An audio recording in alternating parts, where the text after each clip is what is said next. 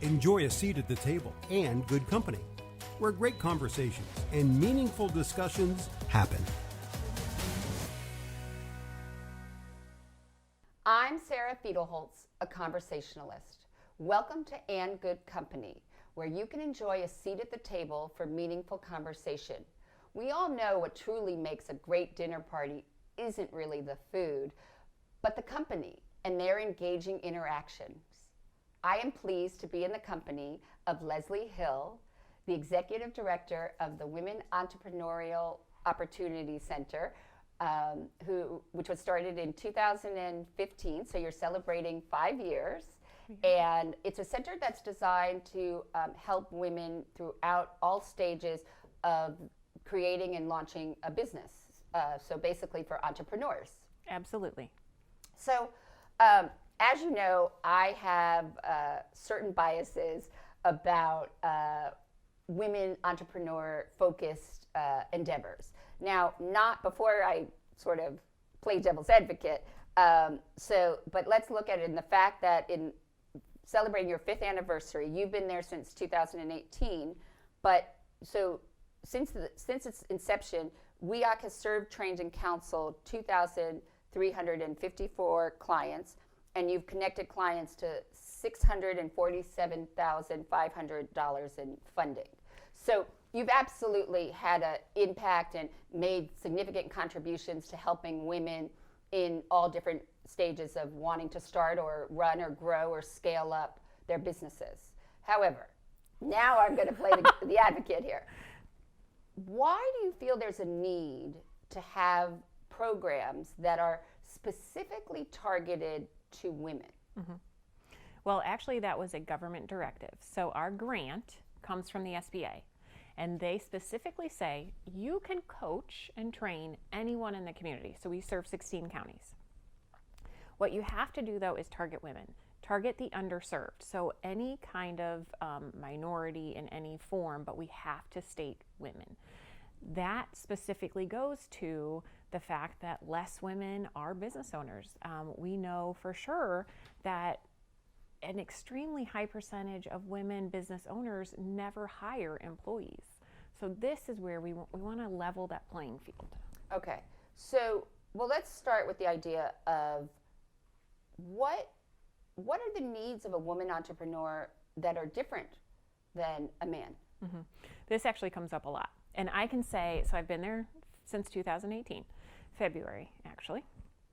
And every time I have a male that comes into my office, it's at a different level. The second they come in, the second they open my mouth, I get them after they've taken out the loan. I get my females who will never take out a loan. Right. I think a lot of this goes into finances. A husband is not always willing to put their house on the line for their wife's endeavor. Right. But do you think that also the difference between men and women entrepreneurs is also where they go for money? Like more women, I think, look for grants and loans, where men will go for investors. Like they know not to put their own money up. So they're more comfortable going out and really, working with VCs or angel investors and understand how to present in that way. But there are some, I think what you call there's hard skills and soft skills that people have. And do you think that women, which historically have better soft skills than men, do you think that helps them to be better entrepreneurs? I think it depends on what their industry is, on who they're serving. I really just think that's totally dependent on what they're doing. And I mean, for women, I think a part of it is let's start with defining what is an entrepreneur, because I think there's a lot of confusion between somebody who's an entrepreneur, but maybe somebody who wants to be a sole proprietor or have their own control, so they want to, do a service, but it's not necessarily that they want to have other employees or they want to be a consultant. What do you, let's sort of break that down a little bit, because I think there's a lot of confusion about what people want to do and be. Yes. Well, and also, because we are also government funded, And just because it's so much better protection for you, we will always steer everyone out of sole proprietorship. We will always tell you at least get an LLC. Which is a limited liability, so that your personal finances, like your house and things, will not be taken if there's a problem with the business. Yes, yes. Right. And so that's one thing that we try to set up for everyone. We want to make sure that you are straight with the IRS at tax time, when it comes time. So you're right, when they go to find a grant, they have to be an actual entity. You can't just have someone give you money under your own name. Right. And why that is, again, I think a lot of it is just mindset. I don't think that a lot of women go into this having, if we take a local example is Vera Bradley. Okay. So when they started, they were sewing the bags themselves. It was Right. out of their basement. I'm sure when they first started, they didn't see that they would have this enormous warehouse and retail stores all over the world. Right. And so unless we give women an opportunity to talk through their ideas, to think bigger, they're not going to. They don't know to. And I believe that is why we have female-focused opportunities within our community. But I mean, yeah, I think that's true though for any entrepreneur, is the understanding of how to build a business so that it's scalable. And if you're at that point where you're ready to scale up, I don't think that that's exclusive to being a woman business owner. I do think that we have less people to look to, though. So you mean like role models, or so that people can believe that they can do it, which sort of also, I mean, WEOC is a government-sponsored program through the Small Business Administration, and that really helps, like if people are going to go to secure loans and things like that, or if they probably wanted to work to get government contracts or things like that to be certified as a woman-owned minority business. But Exactly. there's so many groups, that for women who are business owners or, want to start their own business, and all of these groups and, all of these conferences and classes and workshops. And one of the things that I find hard is that they spend so much time talking about like the cheerleading for women. Like women need to feel good about themselves and feel confident and feel, that they have value and self-worth. And I think that to me sounds like therapy. That's like group therapy to me. That's not about running a business. And you would never go to a group or a workshop or a big women's conference or, regular conference with men where there would be people talking to you about, your self-worth, and you have to value yourself and feel good and be confident. Why, why do we have to do this for women? Well, on that thought, I think that's a double-edged sword for men, actually. We know there are all the things out there that talk about they have to be strong. There's all this macho. And so I actually kind of feel bad that they don't have this opportunity. I used to belong to a leads group through Greater Fort Wayne, and it was all men. Actually, it was CEO Roundtable. And is that but that's more like a networking group, right? It is, but I wanted a mastermind. I wanted to sit down with people who had made it already and be able to have these conversations. Okay, what did you do? Okay, when you failed, how did you do this? Right.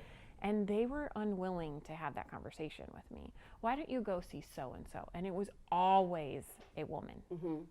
So I don't think, I actually feel bad for men that they don't have that opportunity. Okay. Because I grew up in a household where my dad was an entrepreneur and had 45 employees and a fleet of vans and all these things. And I know the toll that it took on us. So I wish he had somebody to talk to. Right. But that's more but that's talking about your business, okay? That's talking about like, how to buy or lease. Should I buy the vans or should I lease them? Should I, that's nuances of definitely business. A mastermind, not a networking group. That's not, or it's not what I call the cheerleading, like that everybody, that women feel great and empowered, but empowered not with the tools. Like I think that there's a big difference between empowering someone like a cheerleader, like you can do this and then giving them the tools, because I believe if you give someone the tools and then they will they'll feel more confident because they'll know what to do or how to do it. And they'll feel like when they see success, then they will feel success. Right. I mean, where's this fake it till you make it kind of thing. I mean, but I think that women get sucked into this kind of, wanting to feel good and need to be valued. And I think that goes back to just society. It starts when we're so young. Right. I mean, how many times do we talk about a little girl's hair or how pretty she Right. is? But we don't talk about that with a little boy. Right.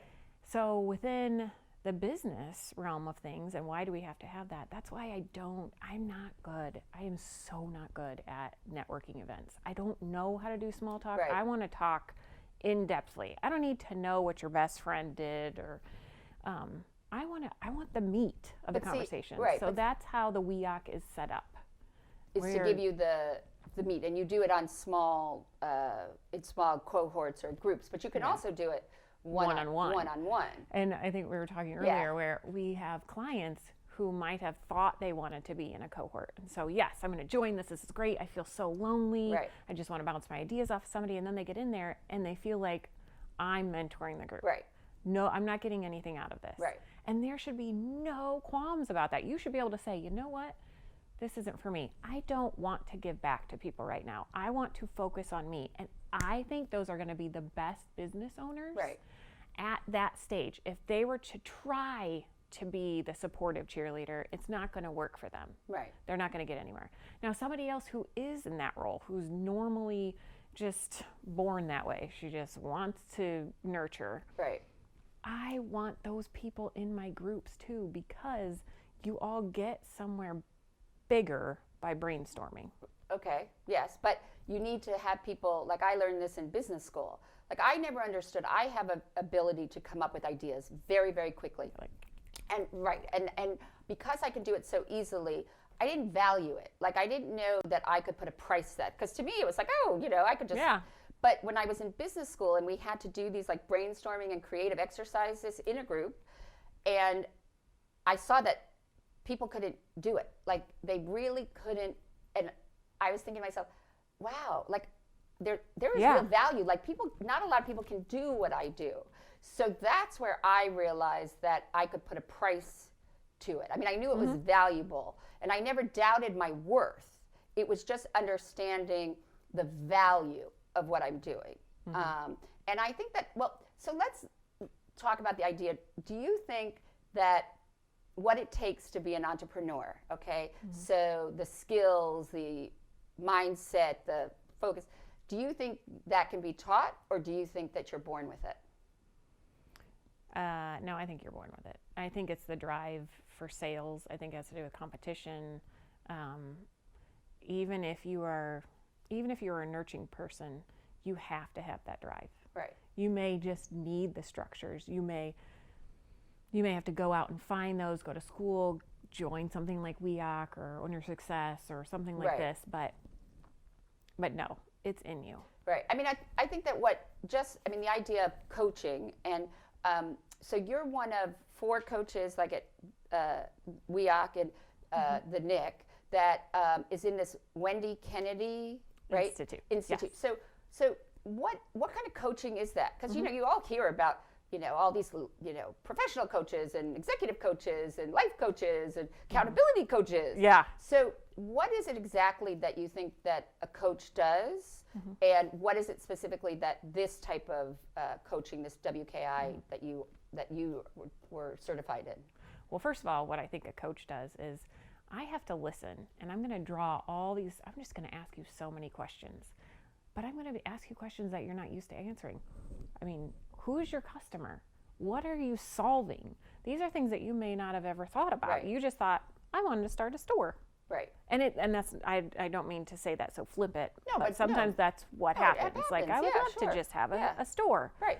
Okay, well, let's look at your budget. And so challenging and offers accountability for sure. Right. But I can't make you do something. No. So, and I'm also not going to do it for you. Right. So if you come in and you say, I really need help with financing, great, let's do this. Let's get down, let's talk through your budget. I will walk you through it, but I can't do anything with it. So you have to understand this by the time you walk out. Right. It's nothing to do with me. Right. And then as far as Wendy Kennedy goes, this was, so I grew up in the fashion and business world for the last Right. 20 years. You actually been an entrepreneur. Yes. Because you had your own image consulting company, and then we'll talk about what you did while you were with the Wendy Kennedy program. Yeah. That you actually launched a business, again, related to fashion. Yes. Yeah. So just growing up in the business industry, Right. just like you said, you don't understand that people may not be able to just pop out ideas. Right. I didn't understand that people may not know how to look at business. So my husband is in the education realm. And so even just recently when we were saying, okay, well, don't buy t-shirts, I would buy masks. His initial thing is, I'm not going to buy masks. That's like monopolizing on a tragic event. I'm like, no, that's business. Like kids they have to wear masks. Right. So I don't know not to know things. But Wendy Kennedy sets it up in ways that I hadn't. I definitely did not set up Hill Image this way. I set it up just like the majority of my customers. I have a skill. I know I can do this. I believe in myself. I'm going to hit the road running. But the fundamental thing is, how do you price it? Right. Yes. So that's one fundamental problem that a lot of people have. Absolutely. Okay. Sales and pricing. Right. Right there. And so she sets it up a little differently than some of the others that I've now been able to see over the last couple years. But she comes to it from almost like a technology background. So someone would come to her and say, I developed this. I don't know what to do with it. And this is where she would say, okay, here's your business. It's typically a little different for WEOC because our clients come in knowing who they want to serve, Right. what they want to do, and just don't know how to execute it. But she will, first of all, how quickly can you state this? Is it on the back of the napkin? Can I understand it even if you drew it in pictures? She's going to make you look at it from both sides of the brain, and that's very hard for people. Yep. So again, like we were talking earlier, not knowing.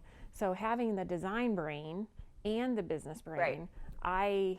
Luckily, I can get those things, but I wholeheartedly understand that Right. you can't. No, There are a lot of people No. who cannot do that. Yes, no, absolutely. So I like how she challenges that. So isn't it a sense like, because, coaches, I mean, now it's become sort of that people hire people, you can hire a nutritionist, you can hire a trainer, you can hire an organizer. So, I mean, people are more accepting that coaches do help you and sort of guide you, but I sort of feel like it's sort of like business therapy in a sense. Yes, I think that a Right, lot. right. And I think that there's real value to it, because I think that therapy is tremendous. I think everybody should go to therapy. I hands down agree. Like, who doesn't want 55 minutes where they can just talk about Themselves. I know. to somebody who's has no stake in the game, and they're not going to run into, or that you have to reciprocate listening to theirs. I mean, who doesn't want that? Which is also, I mean, part of it is that I think that a lot of that work on yourself has to be done before you can even think about starting a business. Because entrepreneurs are more likely to feel isolated, to be depressed. They're more likely to get a divorce. They're more likely to suffer from anxiety and stress because of what the toll it takes on you and the people around you. So I don't know how, like with a lot of these women organizations or conferences, where they're getting you to work on yourself and the business at the same time. Right. I mean, I would find that very exhausting. So I'm not sure about from that standpoint. But the other issue that I have is that they talk about with, the idea of women supporting other women. And women should be, there's this idea that's now bubbling up called shared sisterhood, where the belief is that if women stick together and support one another, we would be able to become a force to counter racism, sexism, have more of a stay in the pay equity gap. But I don't believe that there is this sisterhood, because one, historically, just look what happened in the Equal Rights Amendment. It was women fighting women. It was women who stayed home versus women who chose to work outside of the home. There's so much shaming that happens among women. And I think that women are not nice to each other. I mean, I don't believe in this all kumbaya, women, we support each other, we're here to, I mean, I think that, again, I think it starts from when you're young and this competition for women to get attention or to get a man or, you know, or to be the popular, so that, you know, it's sort of like you constantly relive middle school and high school. Oh, yes. So I don't know, like I always wonder, like, am I the only one who doesn't buy into this kind of idea? And, you know, how women need to really, if you're going to really support other women, then it has to be unconditional. I mean, there is sort of this idea that success, like there's a finite amount of it. Right. And so if you're successful, that means I can't be successful. Therefore, I'm going to be jealous and envious, which isn't true. If we all worked from this idea of abundance versus scarcity, then maybe we could. But so how do you see it? Because you're, you know, entrenched in working with women and supporting women and getting women in these cohorts. And how do you, what's your feeling on that? And how do you sort of take a look at that issue? Well, first of all, I had a mentor who was kind of unexpected and it was amazing. And I still love her today. She's the one that actually taught me how to price myself. And her name is Michelle Gladio. She's here in town. Is she still a consultant? Yeah. And she said to me, you know, there's something about women where we're all worried that we're not going to be at the top to grab the power. So we're all going to jump up each other. And she wasn't saying this as actually a negative thing. She was saying it as look at other women who are doing this to you or around you and know that that's why they're doing it. It has nothing to do with yourself or whatever the situation is. And I won't ever remember the exact words she said, but I will always remember that moment, and I will just think about that a lot, thinking it's not them personally, it's whatever we have done to ourselves or where we're still trying to go and we don't think we can get there. Right. Now within WEOC, I will say that our cohorts, like the masterminds and explain what a mastermind is. Oh, sure. So, because I don't know what that is. So a mastermind is where you get together no more than 8 people. I like to have it closer to 4 or 6. You get together, there's accountability and there's peer mentoring. So say, I call them hot seats. So we're in a group together. It's your week. So Sara, you're in the hot seat. What do you want to talk about this week? It can be anything. So you get into the group, you say, okay, I said I was going to do this last week. Here's my update. Now it's the hot seat. Now we all peer mentor. Okay, maybe you're struggling with like a difficult client. So this and this happened. What do I do about it? And everybody gets to weigh in on that. This is what I tried. Hey, try this. Or I use this database or whatever. Right. So everybody's collectively working towards supporting each other. Then at the end, these are the things I'm going to be held accountable for. I'm committing to this, so commitments. And then again, the next week, it's somebody else's turn, and you talk about what you did. Did you complete them? And what I find with most of our masterminds is people won't do it until the night before. Right. So it's just how it is, but I'm so glad they have that because it wouldn't get done. Right. It'd just be one more thing on that list, but you have to go tell 4 other people that you didn't do it and why. So how long do they stay together in this mastermind cohort? Like, is it a year-long thing? Or it's 6 months. Okay. And then you have the option to renew. So we've had one group going for almost 2 years now. And is it the same group of women?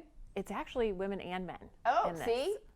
Yeah, so we can still serve men. Right. We just So can't what was target them. did it start out with women and men, or was it start out women and men? It started women and men. Okay. And how is that group dynamic different than one that's all women? It's really fun because the first male that we had in there was a student venture that we already had as a resident. Okay. He grew up with sisters, very comfortable sharing. So it was great.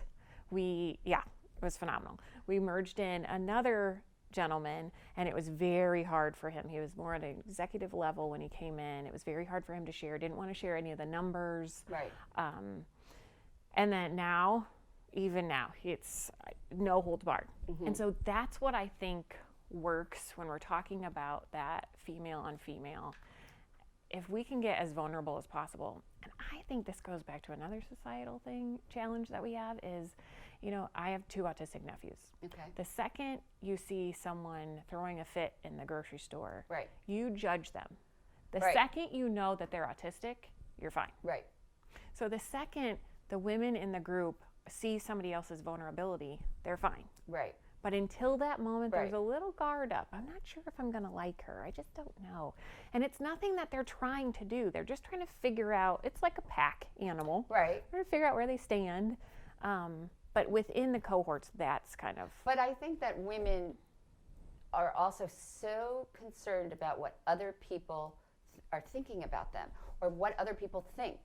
I always joke that nobody's really thinking about anybody else because everybody's just thinking about worrying about what other people are thinking about them. So really, nobody's thinking about anybody but themselves. So, and also when people are telling me about, I don't understand this whole Facebook likes and how many likes you get. Because first of all, I'm like, well, half these, I don't even know these people. So why am I placing value on what they think? Because I don't know them. I mean, I place value getting opinions by people that I know. Mm-hmm. I also think that, when you, and this, we could talk about your idea that you developed when you were studying to be the coach, Youre Rid Me, which was the idea of helping women to decide if an outfit or something in their closet looks good on them or should they, wear it or whatever. I sort of feel like I don't need a group consensus for that. I mean, I know what works for me and what I like, and I don't want others influencing me or, trying to change my aesthetic. And so, I don't understand why I would want, especially people I don't even know, at least if I like to shop by myself, but I hate shopping, but but I don't want to bring a whole group of people I don't even know in the dressing room. But why do you think that that's so important, and why did you feel that when you saw an opportunity, mm-hmm. you felt that to help women with this idea mm-hmm. of, being able to make a decision? I mean, to me, it just seems like they're just indecisive and they can't, they don't know themselves well enough. Yeah. Or no, I think you are an anomaly. So I've heard, but yeah. Because most people, you're right, they really do care what other people think. Yeah. I mean, we all want that feeling of belonging. So it might have stemmed from something from their childhood, from their mom, right. from their sister. Right. And they haven't been able to shake it even into their 60s. Right. And so by that point in time, just help me feel better about myself. So how could we be in that dressing room? How could we be with them the morning before they left to go to work? I mean, I've had those days. I went to go to a friend's a few weeks ago, and I hated the dress I was in, and I was in a horrible mood. Uh-huh. But if I could have just asked somebody real quick, because your kids and your right. husband, unfortunately, they're not going to. Right. I mean, you don't put as much weight on them. Right. So it affected my entire rest of that day. But don't you have those perfect go-to outfits, that top and those pants? I feel great in any time I wear them. So what happens when you wear those every single time you see someone? But do you think that people really notice? This is hard for me because I grew up in the fashion industry, right. and so all I hear are catty little comments like that. But see, that goes back to the idea of women versus women, and why is that important? I mean, it's not. And why would anybody care? So what? So what that I do. I mean, I only wear 5 colors, and most people think that I actually am wearing the same shirt every day, and if I could, I probably would just wear a uniform every day. Because mm-hmm. I sort of feel like, it's one less thing. It's like I like the Steve Jobs and that he always, wore his black turtleneck and jeans, or Michael Kors, who always wears, it's a navy blazer and usually white or jeans and a t-shirt, mm-hmm. or, Liz Claiborne, she always wore only white. I mean, Calvin Klein always wore the black t-shirt. I like that. I think that gives you a really cool sense of style. So I don't understand why there is such this worry about, so what that people see you in the same thing? Well, we've created that as a society. We have said, I want something new all the time. So the stores have provided it. Right. So now we feel like we have to have something new all the time. Right. So now that's where we got fast fashion and all these trends are constantly turning over. We never had trends like that in the 50s. You had the stores would have they would bring it in for each season, and then you had fall and you had spring, and then you usually had like a maybe four seasons. But don't you think that the COVID kind of health and economic crisis is changing that? I pray to God that it literally changes, because our environment is going to crap because of it. Right. And our emotional stability is not there. Like you were talking about the likes and things on Instagram, you see it from the youngest of kids. Yeah. And it breaks my heart to think it should not care. It's a piece of clothing. It's just fabric. It's just cotton. Right. I mean, there is a sense that you feel good, or you want pretty things, and you want things. There is absolutely, a difference when, you feel good and empowered. It's like the woman who said that everybody should do that Superman pose like 2 minutes before they give a person. I mean, there is a sense, or like when I wear heels, like even sitting here now, I wear heels because it gives me a different posture of how I sit than if I was just wearing my sneakers, even though nobody can see them. That's more for me. So I think that that sense of empowerment internally is very important. But I think this worry for external gratification, I think, is very dangerous. And I don't think that, it's necessary. I mean, you sort of have your posse, those, the people I joke that you can call up who will take you to the airport at 4:00 in the morning and will never say a word about it. Or, I always say it's the person who's going to buy me orange juice when I'm sick, Yeah. So you have that group that you trust or value, but I don't understand why there's this worry of this external need for approval. And, I think that if you sort of feel like you're living your best life and you feel you're being ethical and, and treat people fairly, then why worry about it?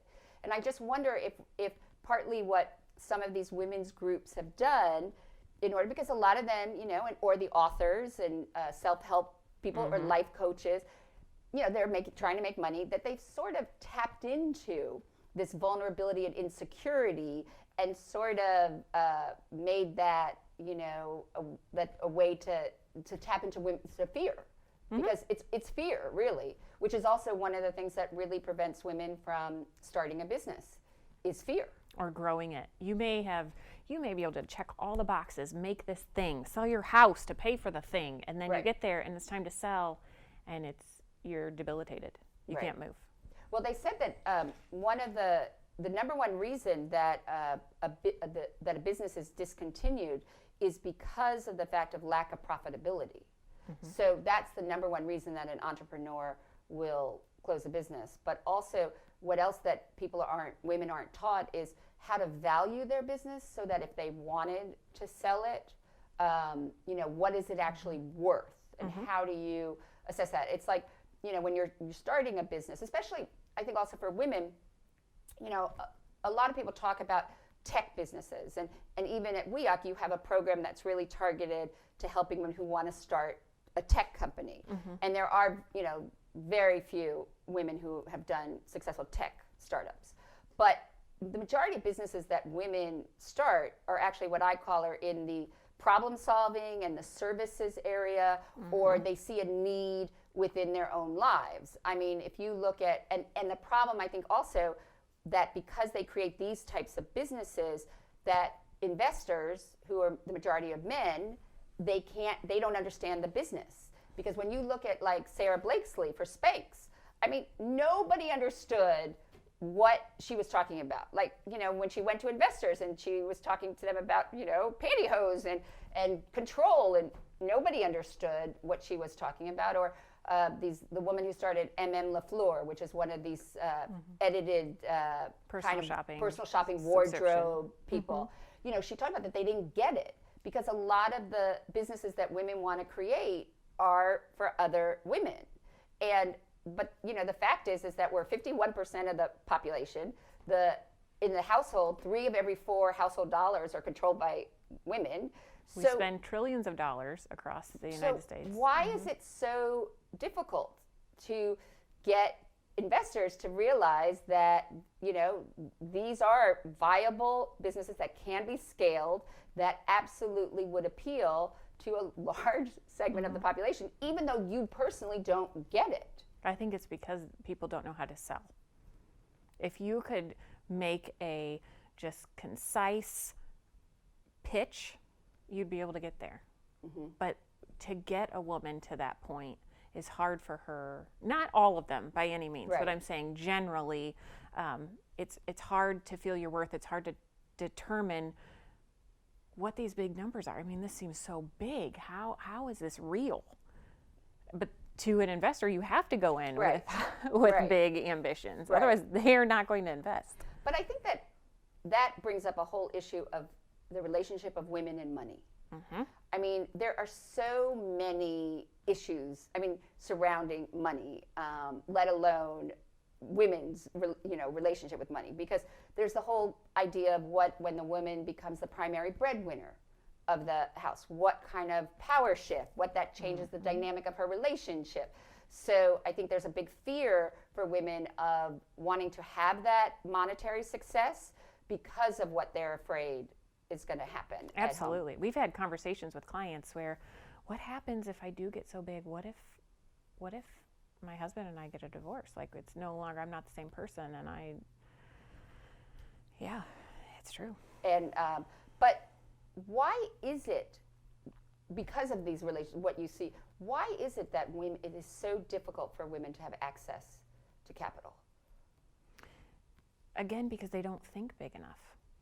I really, truly believe that. I think if we could think bigger and put a concise conversation together, a concise pitch, it would be so much easier.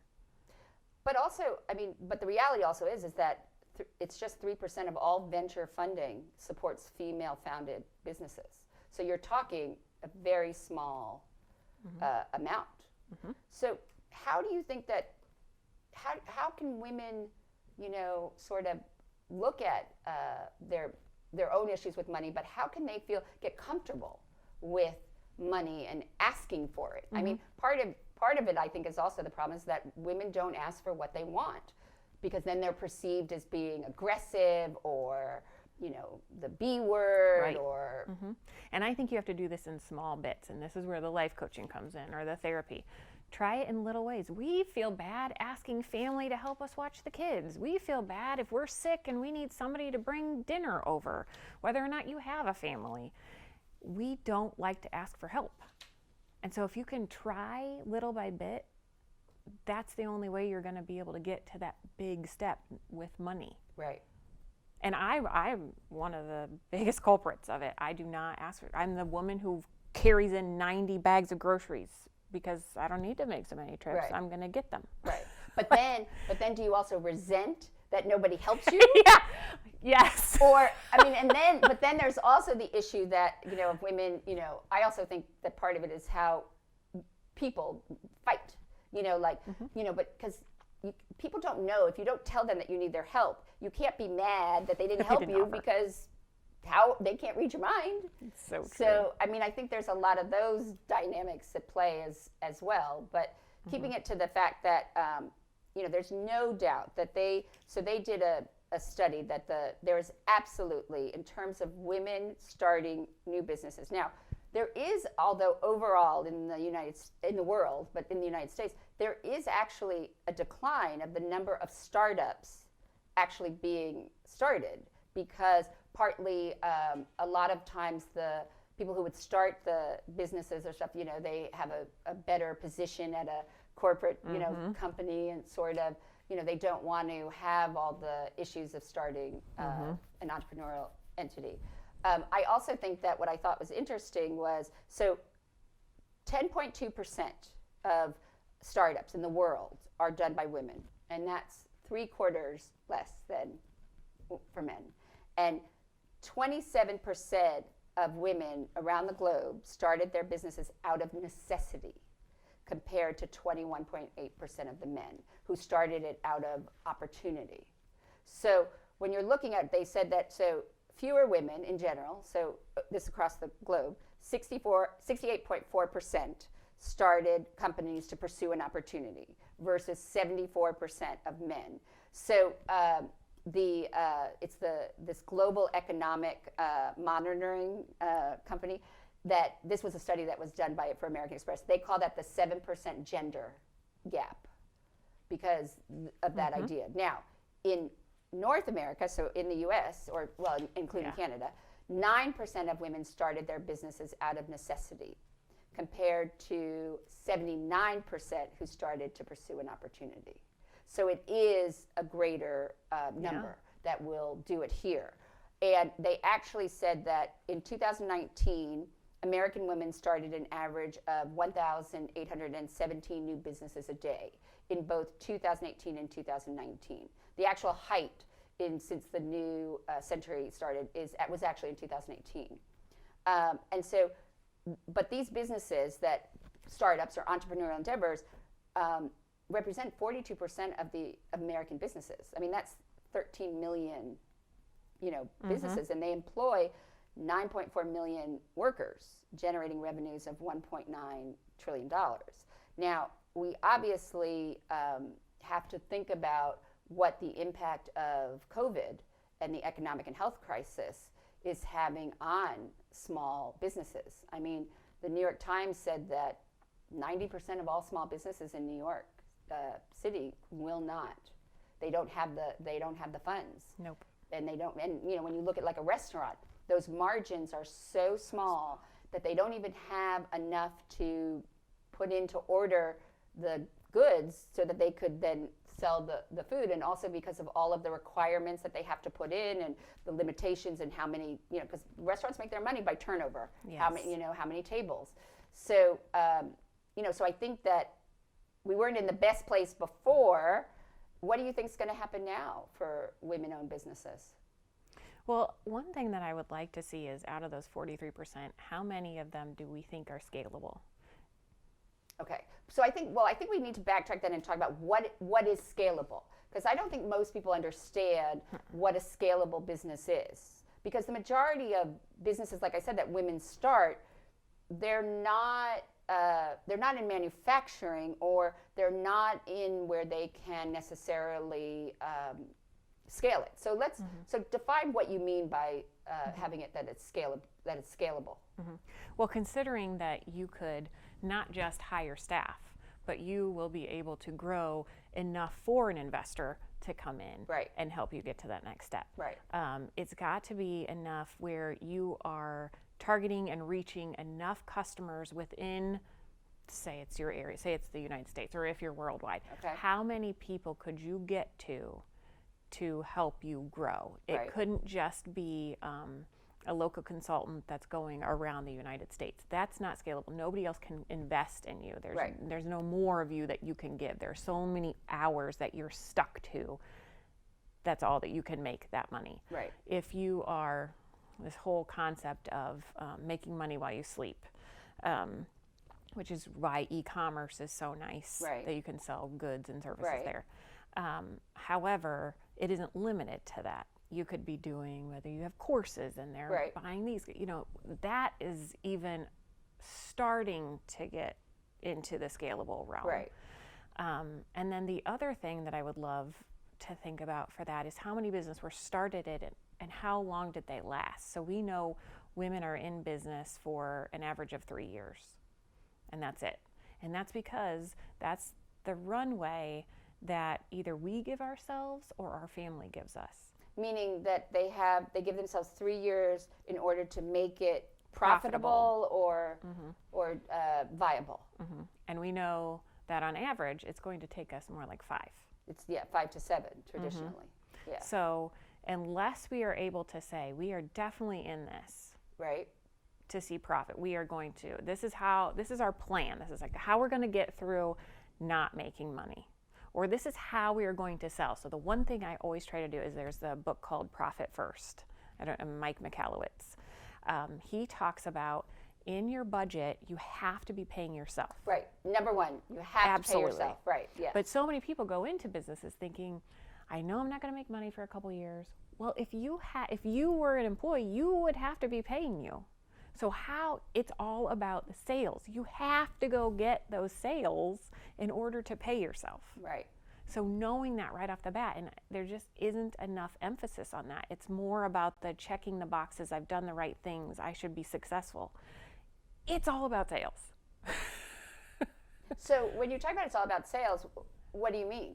I mean, it's just about what, getting out there, or everybody has different schools of thoughts Right. on sales, and you don't want to be pushy. But typically, if me saying this right now Right. is giving the heebie-jeebies to 90% of the people Right. who are thinking I want to start Right. a business or have already started it. Right.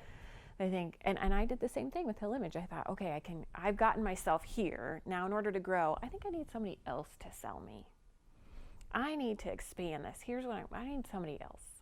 No. It really... Because what you needed, though, is there's a difference between building a brand and then marketing it. But in order to grow your business, what you ultimately had to do was you had to create the Leslee Hill method of image consulting, just like Wendy Kennedy did. Yes. And then you train and teach people how to do it your way, and then they pay you a fee, or you get a percentage of it. And or now I'm like a network marketing, and you can Right. go around the country. Right.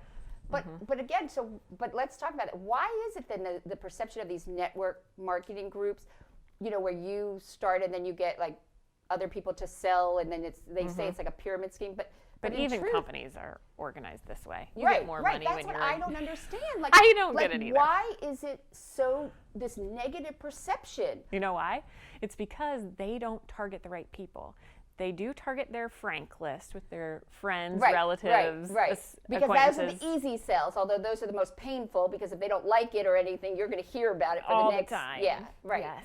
Yeah. But they don't teach you, okay, you want to sell Mary Kay. You Right. want to sell this athletic wear. They say, now go ask everybody you know. Right. Not everybody you know wants athletic wear. Right. Not everybody you know wants Mary Kay. You have to look at who do you know and who might really love makeup, or who might just need a little tweak. You determine what your mission is and Right. go after those people instead of just asking every Tom, Dick, and Harry on the side Right. of the road. That's where they screwed up. And I wish that network marketers would actually train each other. I wish there were actually leaders within those organizations, because then you could build an amazing Well, no, there are business. people like the people who do the women who started, the dermatologists who started the Proactive. yes, and then they started another one. yeah. Or there's a lot of those that sell, home Rodan like and Fields yeah, and- Rodan and Fields. But think about Tupperware. Yeah. I mean, that's what I don't understand, because I'm always like, that's what a business does. Yes. anyway. You pay more. You pay a director more. You Right. pay the vice principal Right. or vice president Right. more. Like, But I think that we also it's also the fundamental flaw that we were talking about when you were going to start a business. The first place they tell you to go for funding is to your friends and family. Yes. And I am like, No. no way, because they'll no longer be my friends, and my Right. family is just going to harass me at every family gathering holiday. as it is. So, I mean, why do we set it up that way? they say because those people, if the people who know you best are not willing to back you, you're not going to get some other investor to back you. However, I push back on this all the time, because what if you don't know anyone with money? Right. So you get, do you know 900 people to give you $25? And how far does that get you? Right. If I'm asking every single person I know for $1,000, do you know that I'm wasting more time trying to get that $1,000 than I could be if I just did my pitch to people who know what the heck we're talking about, Right. and get $25,000? Right. So I do have Although I think that technology has also been able to shift, for good and bad, the way that people start businesses, because there is this whole idea of Kickstarter and being able to get, and there's a program that you're bringing to WEOC where people it's a loan. It's not like a Kickstarter where they're investing and then they get whatever, portion. and you have to pay it back. But it's sort of like microloans, but you can put tell me about what that plan is and what you're doing. So Kiva Hub it's just like I did crowdfunding for Rid Me. Okay. And you do have to, you're supposed to secure a certain amount of the funding that you need. So say I'm going to open up a dance studio and I need $20,000. Okay. Out of that $20,000, I need to get a certain amount of money. I need to bring that to the table. Right. It will look better if you do have many people coming to the table who are going to support you. For this type of funding, for like a Kickstarter. For crowdfunding. Right, for crowdfunding, right. And even with Kiva, what's nice about Kiva loans is that you don't have to have a certain credit score. You don't have to have this amazing financial background. All you have to do is say, this is what I want to do. Here's my dance studio. I need $20,000. I'm going to bring $5,000 to the table. Now I have this platform to tell other people about what I want to do. You're 93% more likely to pay back a Kiva loan than you are a regular loan. And I don't know if that's just the way that I don't know enough about it yet, but I love that it is people from all over the world helping each other. And I could say, hey, you know what, I'm going to donate. Just take that as a donation. Take my $100. I believe in you. Right. Or, yeah, I do need my $100 back so I can help somebody else with that $100. Right. Yeah, I always think that there needs to be, I figured it out, we were talking about before where I was saying that you need access to some capital before you're ever even going to start the business to do some of the things you need in order to do the presentation or to do the sales. So that's what it needs to be called. I believe in you fund. Oh, so somebody who you come to them and say, look, like I do, I have this idea and this is what I'm going to do. Now I need to be able to do the research and develop it. And somebody's going to say to me, you know what? I believe in you, because truthfully, when you go to raise money, it's not, you can manipulate the numbers anywhere you want. It's really about if they believe in you. Yes. So if you sell yourself, but that's what you need. That's what it should be called. The I Believe in You Fund. Good. That we would give you, and sometimes you just need $500. I mean, or, sometimes you need $10,000, but somebody who would say to you, just, I believe in you, and here's what you need to go try it, go start it. And then if you decide that it's viable as a business and you're going to do it, then you could go back to them and they, but I think something like that. Yeah, that would be amazing. So, I mean, obviously we didn't get to even touch the surface of women, but what do you like best about your job? Oh, I feel like such a goober, but I really love my job so much. I think it's that idea creation. Being a designer. Right. I don't have to just work on clothes. I can generate ideas and help people all day long. And again, that goes back to women in businesses. We want to help people. So it's not hard for us to find a need. So every single time you hear something out there that says you have to find your why or you've got to find your passion, please don't tell that to another woman. Don't ever say that to a woman, because we already started it with that. Tell another woman, you've got to have money. Right. You have to make money off of this business. Right. You have to, you need, it's the money. Yes. It's like, it's a business. Yes. And it is a business. But also women, the most successful, I think, are women solve problems. It's the need. They know there's an issue, like the woman who created the boppy, or or Spanx, or it's out because, and they, if you have that problem, you have to believe that there are hundreds of thousands of other people who have that problem. So I think we just have to sort of reframe it for women a little bit, and that's really what you're working to do, and that's very exciting, and that you're bringing these programs, and that women really should take advantage of, even if they are just toying with an idea. They can reach out and take advantage of the programs. Yes, just don't do it alone. It's that whole loneliness thing. Go in and talk to a coach. You don't have to be in a cohort. You can do one-on-one. You can focus on yourself, whatever works for you. But don't think that you are going to be able to do this solely in a silo. Right. Especially with the aspect that we need the money. Yes. Right. Yes. So at the end of each And Good Company program, I ask guests the same 12 questions that French novelist Marcel Proust popularized from a Victorian parlor game. Oh, goodness. And Proust believed that by answering these questions, a person would reveal his or her true nature. So you ready? I don't know. Okay. What is your favorite word? One that I say all the time, or just favorite? What's your favorite word?